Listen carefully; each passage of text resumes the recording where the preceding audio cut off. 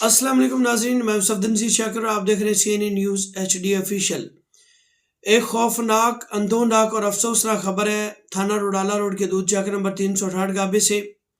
وہاں پر 5-6 سالہ بچی جس کا نام فضیلت ہے،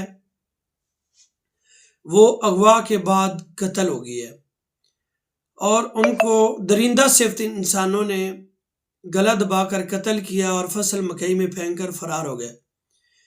اور بچی کی نعش جو ہے 10 سے 11 بجے جو ملی ہے اور اہل علاقہ میں فضا سوگوار ہے۔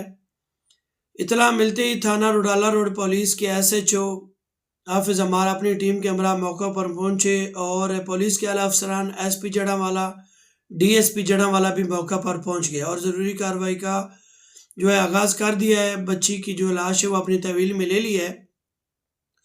اس واقعے کا نوٹس صاحبزادہ بلال جو سی پی او فیصل آباد ہے انہوں نے بھی لیا ہے۔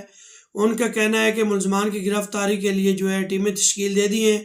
جلد از جلد ضروری کارروائی کے بعد ملزمان کو گرفتار کر کے کیفر کردار تک پہنچایا جائے گا۔